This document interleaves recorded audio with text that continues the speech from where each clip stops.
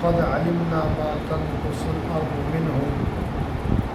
اللہ فرماتے ہیں کہ اللہ خوب جانتا ہے ان کے جسم جب مٹی میں مل کر اس میں سے کم ہو رہے ہوتے ہیں، ان میں جو کمی ہوتی ہے اللہ اس کو خوب جانتا ہے۔ وَعِندَنَا كِتَابٌ حَفِيظٌ، اس کے علاوہ اللہ فرماتے ہیں ہمارے پاس ایک کتاب ہے جس میں ہر چیز محفوظ ہے، ہر ایک بارے میں لکھا ہوا ہے۔ بل کذبوا بالحق لما جاءهم، اللہ کریم فرماتے ہیں بلکہ حقیقت یہ ہے کہ ان لوگوں نے حق کو جھٹلایا جب وہ ان کے پاس آ چکا۔ فہم فی امر مریج، تو وہ اس ضمن میں ایک مغالطے والی غلط بات پر عمل پیرا ہے۔ افلم ينظروا الى السماء فوقهم، کیا یہ اپنے اوپر آسمان کی طرف نہیں دیکھتے؟ کیف بنیناها، اللہ نے اس کو کیسے بنایا ہے بغیر کسی سہارے کے۔ وزیناها، اور جیسے دیکھنے والوں کے لیے ستاروں وغیرہ سے اسے مزین کر رکھا ہے۔ وما لها من فروج، اور اس آسمان میں جو ہزاروں لاکھوں اور کروڑوں سال سے چلا آ رہا ہے، کہیں کوئی شیل سوراخ یا کلر میں کوئی فرق بھی تو نہیں آیا۔ یہ ساری چیزیں ان کے سمجھنے کے لیے کافی نہیں ہیں۔ یہ سورہ قاف کی 3 آیات مبارکہ پڑھی گئی ہیں۔ اس سے قبل کل 3 آیات مبارکہ پڑھی گئی تھی۔ ان گزشتہ آیات مبارکہ میں اللہ کریم نے قرآن کریم بزرگی والے کی قسم کھا کر بیان فرمایا، یہ مشرکین جو ہیں حضور پاک صلی اللہ علیہ وسلم کے بارے میں اور آپ کے لائے ہوئے پیغام کے بارے میں متعجب ہیں، یہ تعجب کرتے ہیں۔ ان کے تعجب کی 2 باتیں ہیں، ایک یہ کہ حضور پاک صلی اللہ علیہ وسلم خود انہی میں سے ہیں، تو انسانوں میں سے پیغمبر کیسے بنے؟ اور دوسرا ان کا متعجبانہ سوال یہ ہے کہ حضور پاک صلی اللہ علیہ وسلم جو پیغام لے کے آئے ہیں وہ پیغام بھی ان کی سمجھ کے مطابق آسان اور عام فہم نہیں ہے، بلکہ بڑا پیچیدہ اور مشکل ہے۔ وہ کیا ہے؟ وہ یہ کہ آپ فرماتے ہیں مر کر مٹی میں ملنے کے بعد قیامت کے دن پھر زندہ کیے جائیں گے۔ ان کو پریشانی اور تعجب اس بات پر ہے کہ جب ہم مٹی میں گل مل جائیں گے اور ہمارے ذرات مٹی میں مل کر بکھر جائیں گے تو پھر ان کو کون اکٹھا کرے گا اور کون پیدا کرے گا؟ ان کے لیے 2 پریشانی کے سوالات ہیں۔ ایک یہ کہ بشر انسان پیغمبر کیوں بنا، یہ ان کا اعتراض اور سوال ہے۔ وہ یہ سمجھتے ہیں کہ پیغمبر کسی اور مخلوق میں سے ہونا چاہیے، انسانوں میں سے نہیں ہونا چاہیے۔ اس سوال کے جوابات تو اللہ نے قرآن کریم کے دیگر کئی مقامات پر علیحدہ دیے، اور 2 مقامات پر اللہ کریم نے سورہ بنی اسرائیل اور سورہ فرقان میں فرمایا۔ اب جیسے ان کا خیال ہے کہ پیغمبر کسی فرشتے کو ہونا چاہیے یا کسی نوری مخلوق کو ہونا چاہیے، اس کا معاملہ یہ ہے کہ زمین پہ بسنے والے فرشتے نہیں ہیں۔ فرشتے فرشتوں کی اتباع کر سکتے ہیں، انسان فرشتوں کی اتباع نہیں کر سکتے۔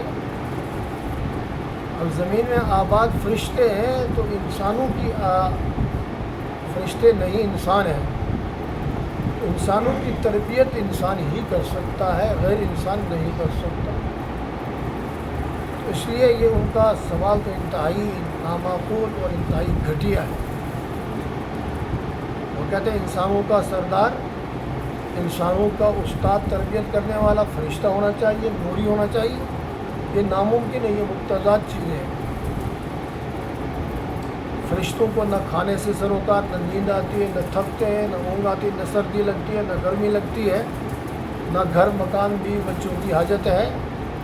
ان کو تو ایسا ہی چاہیے جو ان ضروریات سے وابستہ ہو، تو وہ تو انسان ہی ہو سکتا، غیر انسان نہیں ہو سکتا۔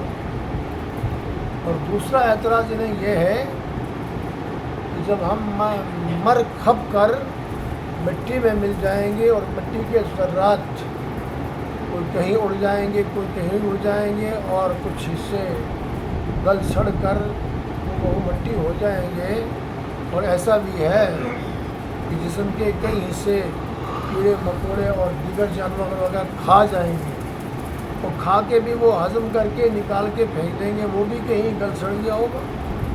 اب پریشانی کی بات یہ ہے کہ وہ ان اجزاء کو کون اکٹھا کرے گا اور کیسا کرے گا، کیسے کرے گا؟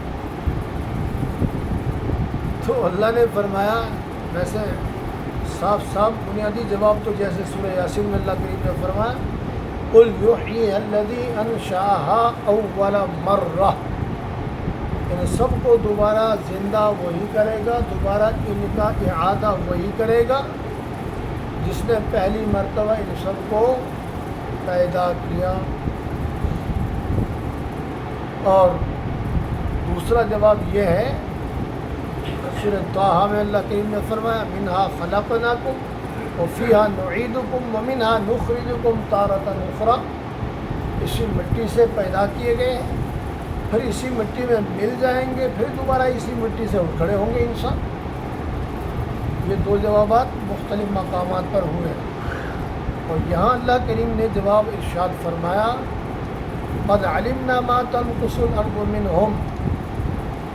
یہاں پہ دو جوابات، ایک تو یہ ہے کہ اللہ کریم کا علم اتنا وسیع اور ہر چیز پر محیط ہے کہ اللہ کو کون سا ذرہ کہاں ہے، کس ذرے کی کیا حالت اور کیفیت، سب اللہ کو معلوم۔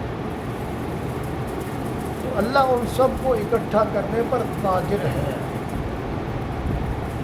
اور جب کچھ نہیں تھا اللہ نے سب کچھ بنا لیا، کوئی نقشہ نہیں تھا، کوئی تصویر نہیں تھی، کوئی ماڈل نہیں تھا، نمونہ نہیں تھا، اللہ نے سب کچھ بنا لیا ہے۔ جب سب کچھ بنا لیا ہے تو بھلا بتاؤ اس کا اعادہ کرنا اس کے لیے کیا مشکل ہے؟ آرکیٹیکچر نے ایک بلڈنگ بنا دی، پہلے نقشہ بنایا، پھر میٹیریل اکٹھا کیا، پھر بلڈنگ بنا دی۔ اب بھلا بتاؤ وہ بلڈنگ ٹوٹ جائے تو دوبارہ اس کی تعمیر کرنا اس کے لیے کیا مشکل ہے؟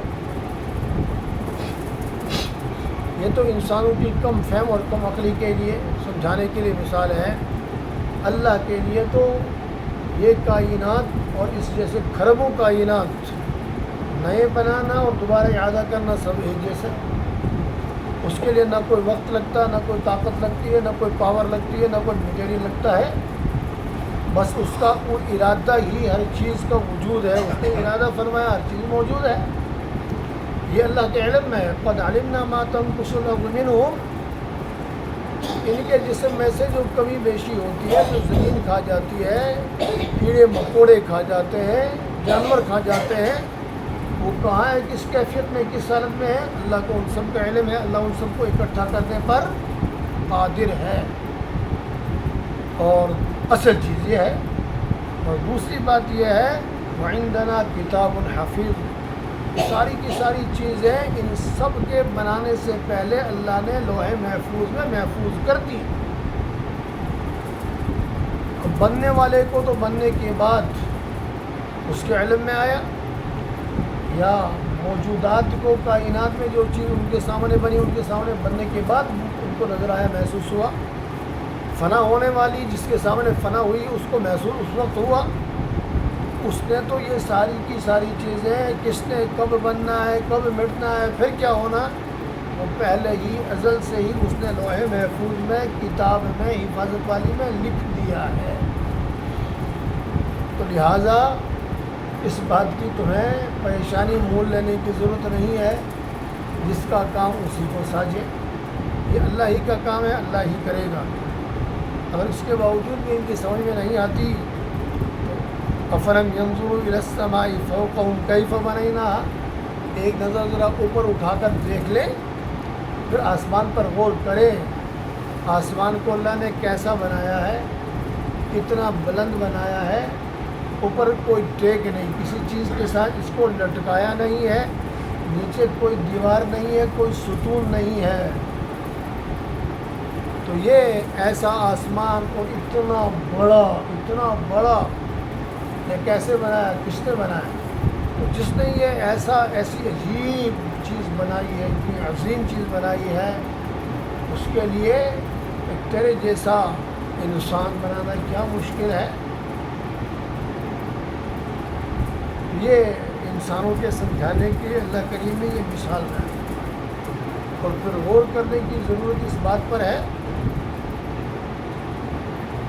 کیف بنیناہا، کیسا بنایا، وہ کتنا بڑا بنایا، زیناہا، اسے کیسے مزین کیا، ذرا رات کے اوپر آنکھیں اٹھا کر دیکھ کرو، دن کو دیکھو، وما لہا من فروج، تمہاری بنائی ہوئی چیزیں کچھ عرصے کے بعد پرانی ہوتی ہیں، یہ لاکھوں کھربوں سال سے آسمان ہے، اس میں کوئی پرانا پن دیکھا ہے؟ کہیں کوئی سوراخ ہوا ہو، کوئی پنچر ہوا ہو، کوئی رنگ فیڈ ہوا ہو، کلر ہی خراب ہوا ہو، بھائی اور کچھ نہیں۔ جب تم اس بات پر غور کرو گے تو پھر تمہاری عقل تمہیں خود کوسے گی، اگر عقل سلیم کچھ ہوگی پھر تمہیں خود ملامت لان تان کرے گی، تم کس پر اعتراض کر رہے ہو، کیسا احمقانہ اور بیوقوفانہ اعتراض کر رہے ہو، تو اس اللہ کے لیے جس نے یہ سب کچھ بنایا، انسان کا اعادہ کرنا بولو ہے مشکل؟ کوئی مشکل نہیں ہے، وہ ہر چیز پر قادر ہے، اور وہ ہر قسم کا بنانا، تخلیق کرنا، پیدا کرنا خوب جانتا ہے۔ اللہ کریم سمجھنے عمل کرنے کی توفیق عطا فرمائے۔ الحمدللہ۔